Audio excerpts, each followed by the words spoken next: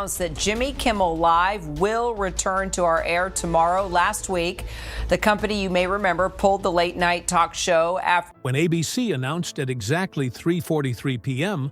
on September 18, 2025, that Jimmy Kimmel Live would be suspended indefinitely. The entertainment world felt an earthquake. This was not a ratings decision or a contract dispute. It was the culmination of political pressure, regulatory warnings, and corporate fear colliding in a single moment. The terse statement, issued just hours before taping, reverberated across Hollywood.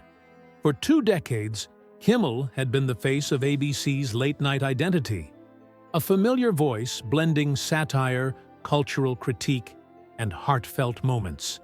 To see him silenced so abruptly exposed the fragile balance networks maintain between creative freedom and corporate caution. For many, the suspension confirmed what they had feared for years, that legacy broadcasters were no longer prepared to defend their stars when controversy struck. A nation already on edge. The context surrounding Jimmy Kimmel's suspension was combustible, a tinderbox waiting for a spark. Just a week earlier, conservative activist Charlie Kirk had been killed during a speaking event in Utah, a tragedy that stunned the nation and immediately became a lightning rod for political commentary. News of his death ricocheted across social media platforms, fueling waves of speculation, conspiracy theories, and partisan finger-pointing. Into this environment stepped Kimmel, who had long used his late-night pulpit to dissect the political absurdities of the moment. On his return to the air, he opened his monologue by criticizing the way grief was being politicized, warning against turning mourning into a weapon. To longtime viewers, his tone was familiar, a mix of humor, frustration, and sincerity. But to opponents already seething, the remarks landed as insensitive. Conservative commentators demanded consequences, and their outrage quickly metastasized into something larger. Within days, FCC officials hinted that ABC affiliates might face consequences for broadcasting commentary deemed not in the public interest, a phrase that carried ominous implications given the Commission's power to review licenses. For affiliate owners navigating billion-dollar mergers and regulatory reviews, the threat was intolerable. The dominoes fell quickly. Within 48 hours, several station groups preempted Kimmel's show, stripping it of reach even before Disney executives convened. By the time the board met in Burbank, the decision had become less about defending one comedian and more about preserving corporate survival in a storm of politics, regulation, and business risk. The stage was set for one of the most consequential corporate media battles of the decade. Hollywood's outrage. The suspension landed like a thunderclap in Hollywood, where the entertainment community saw it as more than a corporate maneuver. It was a violation of cultural trust.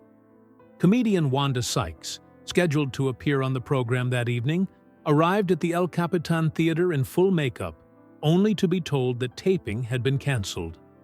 Her immediate, unscripted video, posted from the sidewalk, became one of the first viral reactions, capturing the shock and heartbreak.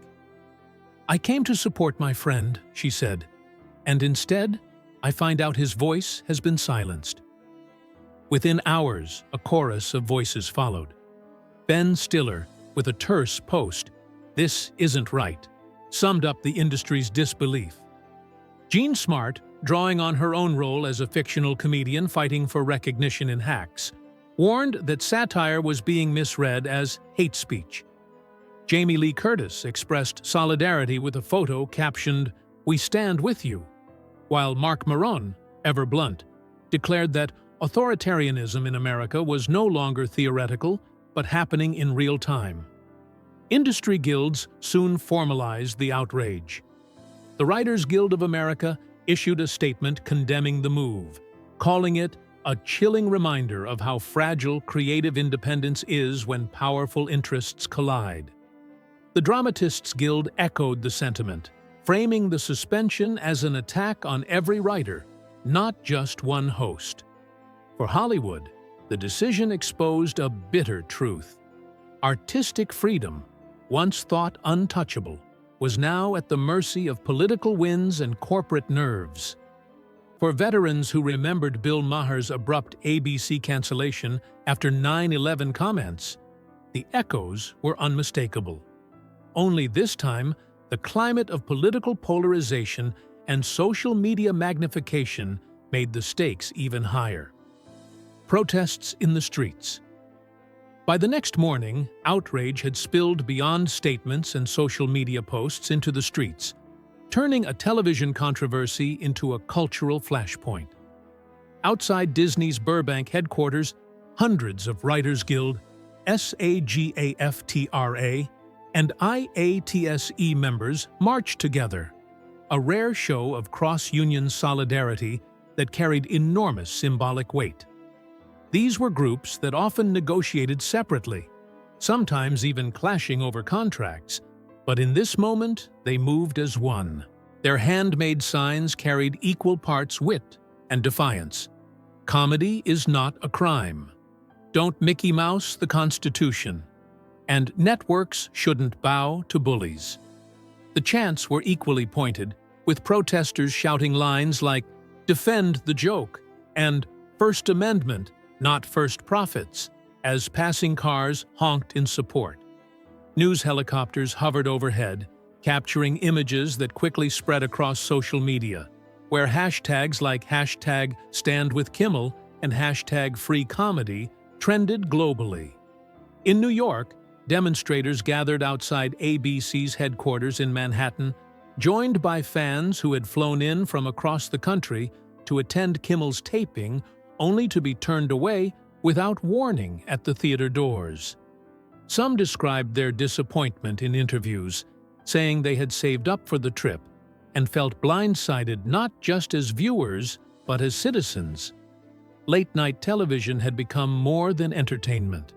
It was a nightly ritual of shared laughter and commentary, one that connected politics to pop culture in ways traditional news rarely could. To have that ritual replaced by silence felt, to many, like censorship disguised as caution.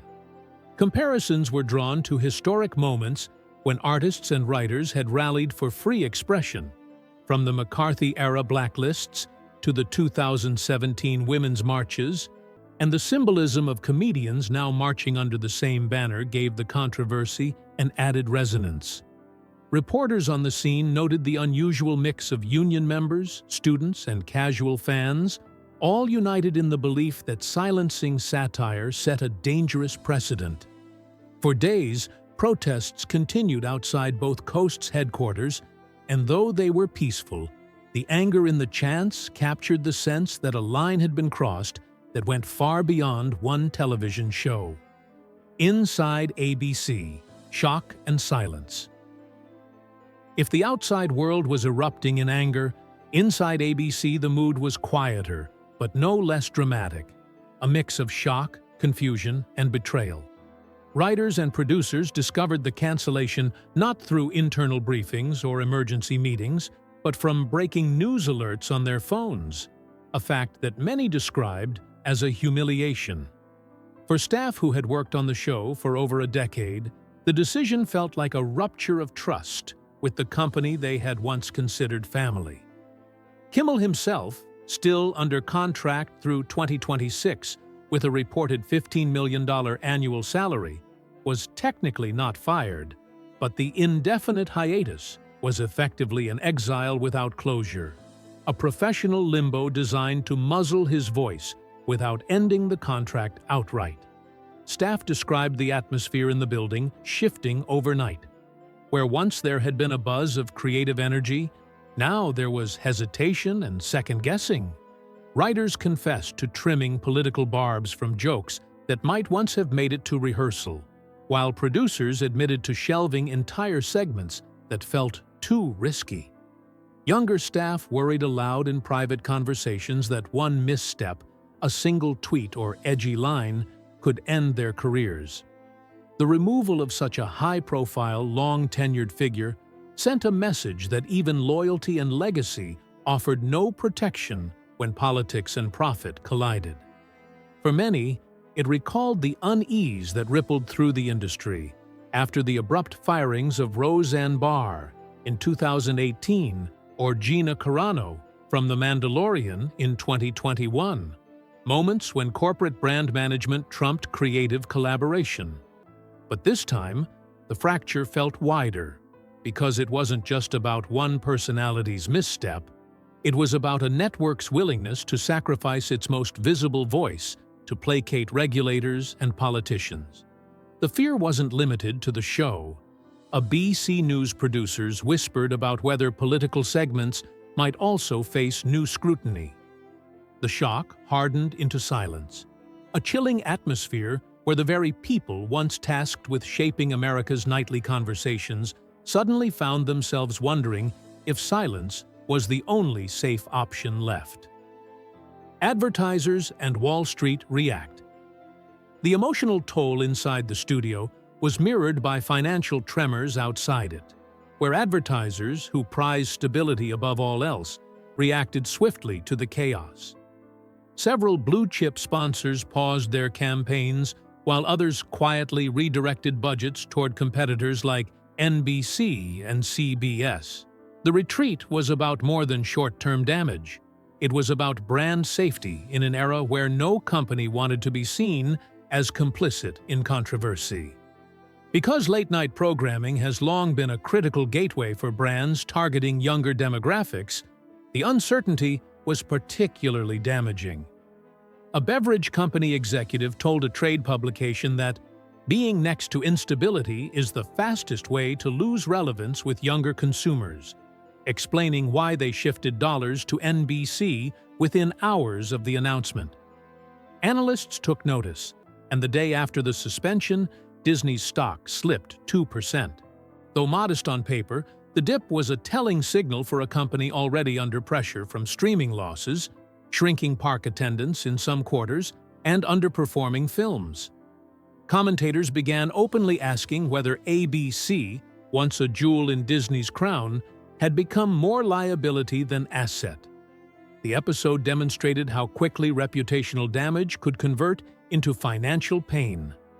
What had been framed as a defensive maneuver to protect advertisers instead rattled their confidence, leaving ABC weakened in both perception and reality. For Wall Street, the incident raised larger questions about Disney's risk tolerance. Could a corporation that had built its brand on stability survive in a world where controversy was the currency of relevance? The market's skittish reaction suggested that investors were no longer convinced. Some analysts even speculated that Disney might eventually spin off or sell ABC, framing it as an aging asset whose liabilities outweighed its contributions. The suspension of Kimmel, meant as a firewall against risk, instead set fire to Disney's reputation for resilience. NBC and CBS swooped in while ABC scrambled to contain the fallout. Rivals saw opportunity and moved with calculated precision. NBC moved first, calling advertisers directly to reassure them that The Tonight Show and other NBC properties remained stable, a subtle but pointed contrast with ABC's turmoil. Executives emphasized Jimmy Fallon's lighter, less confrontational style, promising that advertisers would not face the kind of backlash unfolding at ABC. But CBS seized the moment with far more ambition, determined not only to capture disgruntled advertisers, but also to redefine itself as the bold network. Within days, reports emerged that CBS executives were in talks with Kimmel's team, offering a package of creative freedom, prime scheduling, and financial backing that industry insiders pegged at over $100 million. The deal was structured to signal confidence, not caution, production control for Kimmel's writers, development rights for spin-off specials, and guaranteed marketing support across Paramount's global platforms. For CBS, this was not just a personnel move. it was a cultural declaration. By positioning itself as the network willing to defend satire where Disney had faltered, CBS cast the hire as an act of principle as much as business. The narrative played well. While NBC scoffed at the risks, CBS leaned into them, portraying Kimmel as a symbol of resilience and itself as the guardian of artistic independence. Industry historians immediately connected the move to CBS's long struggle in late night. Since David Letterman's retirement and Stephen Colbert's uneven ratings, the network had lagged behind NBC and ABC, often perceived as the cautious third-place player. Securing Kimmel offered not just a host, but a narrative. CBS as the bold network willing to stake its future on freedom at a time when its rivals played defense. In the months that followed, CBS launched a marketing blitz across sports broadcasts, streaming tie-ins and even subway posters in New York, framing itself as the home of fearless comedy. The gamble paid off. Kimmel's debut tripled CBS's usual late-night numbers, his clips dominated online feeds, and for the first time in decades, CBS looked like a genuine contender for cultural leadership. For NBC, the move was a reminder that safety might guarantee stability, but risk was the only path to relevance. For ABC, the sight of its former star turning into a cultural weapon for a rival was nothing short of devastating. Proof that in trying to silence one voice, the company had inadvertently amplified it louder than ever. A triumphant return at CBS. When Kimmel finally returned to air on CBS, the launch was staged like a cultural coronation, the kind of network event television hadn't seen in years. Paramount executives orchestrated the rollout with military precision, saturating their platforms from traditional CBS broadcasts to Paramount Plus streaming promos and Comedy Central tie-ins, ensuring that Kimmel's debut felt less like a show and more like a statement. Billboards in Los Angeles and New York carried the tagline, "Uncensored, Unbowed, Unstoppable," while teaser trailers ran during NFL broadcasts to capture mass audiences. The premiere episode opened not with sketches or gags, but with a direct, solemn address. Looking into the camera, Kimmel declared, "After 20 years, my family traded me for political cover. At CBS, I finally get to speak freely." The line ricocheted across social media within minutes, turning into GIFs, TikTok sound bites, and trending hashtags. The symbolism was obvious. CBS had not only hired a host, it had claimed the mantle of creative defiance. Ratings surged, with the debut drawing more than triple CBS's usual late-night audience. Younger viewers, long disengaged from network television, tuned in through streaming simulcasts, while clips uploaded to YouTube amassed millions of views within hours. Analysts described the rollout as a lightning strike in a sector many assumed was in terminal decline, a moment when late night re-entered the cultural bloodstream. Critics hailed the debut as electric, noting that Kimmel balanced sharp political commentary with genuine gratitude for a second chance. While his first guests, a mix of Hollywood allies and unexpected figures like political satirist Jon Stewart, signaled that the show was aiming to be more than entertainment. It wanted to be a hub for cultural discourse. For CBS, the strategy was simple, but revolutionary. Take the risk Disney refused to stomach and reap the cultural rewards of standing by a voice silenced elsewhere. Disney on the defensive. For Disney, the optics were catastrophic and the fallout swift.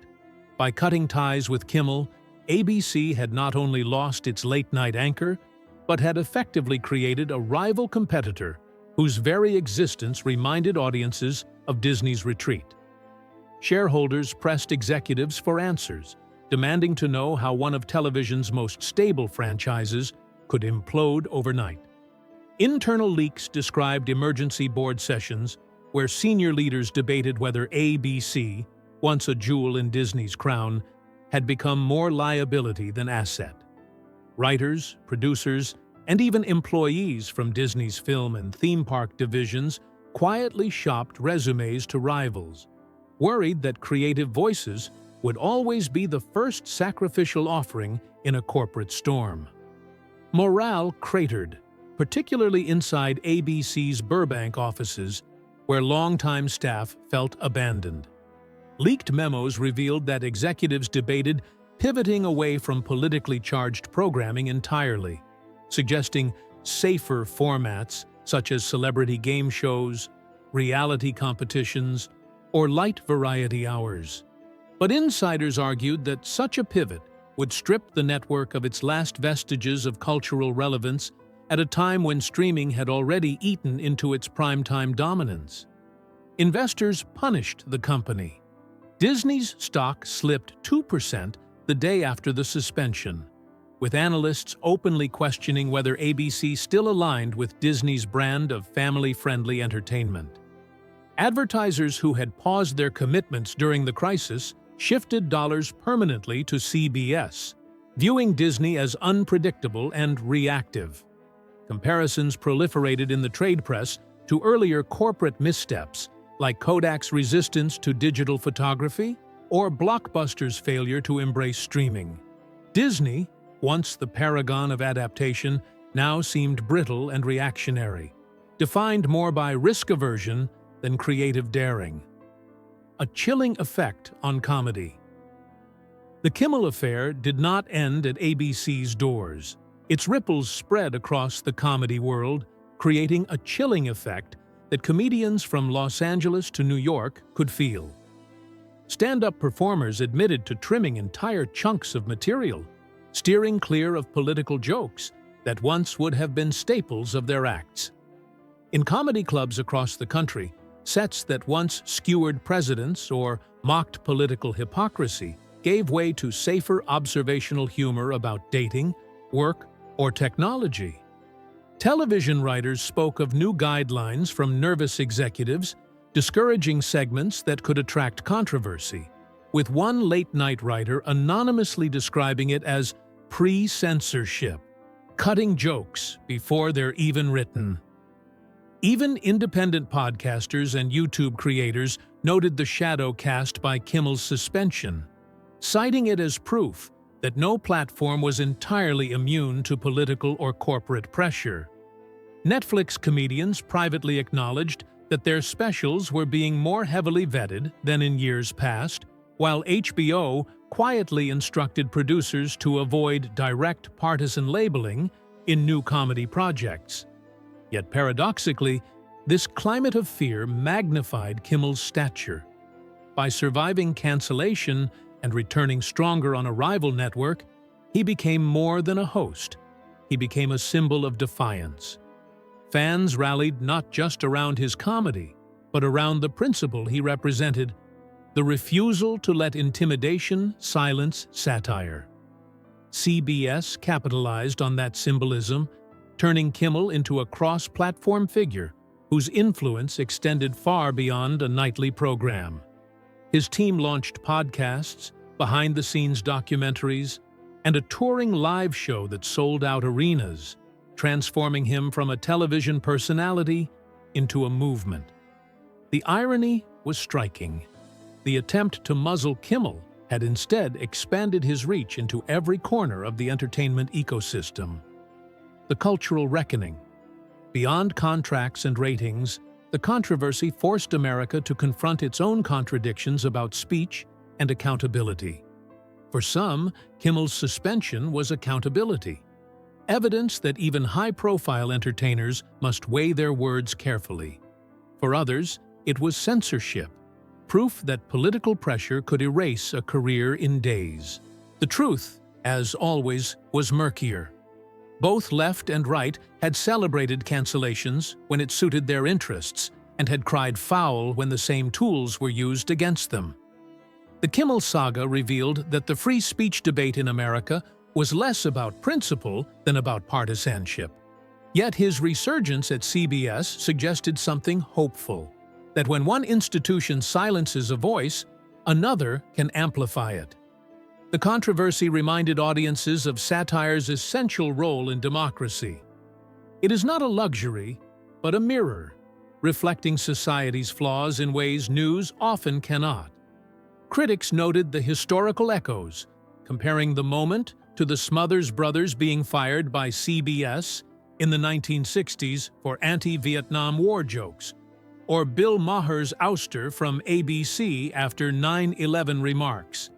But unlike those earlier episodes, Kimmel's return suggested that exile could become rebirth if rival institutions had the courage to step in. The debate surrounding Kimmel became, in many ways, a debate about America itself. Who gets to speak? Who decides the limits? And what price corporations are willing to pay to protect or surrender artistic independence? His case became required reading in media studies programs and a flashpoint in congressional hearings about the FCC's role in shaping discourse.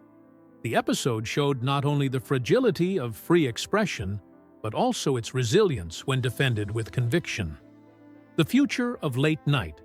1 year later, the legacy of Kimmel's suspension was undeniable, reshaping late night and forcing networks to rethink their strategies. ABC, once a late-night powerhouse, had lost its cultural footing. Attempts to reboot the slot with a carousel of rotating hosts failed to capture audiences, and advertisers remained hesitant. Critics mocked the experiment as the carousel of cowards, pointing out that no replacement had the courage to touch the subjects that made late night vital. CBS, by contrast, had revitalized its brand by leaning into boldness rather than retreating from it. Kimmel's show stabilized at strong ratings and dominated online conversation, with clips trending nightly on TikTok and YouTube. NBC maintained stability with Jimmy Fallon, whose apolitical humor kept advertisers comfortable. But behind the scenes, executives debated whether a safer strategy was sustainable in a marketplace that now rewarded sharper commentary. Streaming platforms, watching the upheaval, began experimenting more aggressively with live topical shows designed to capture the immediacy that CBS had harnessed.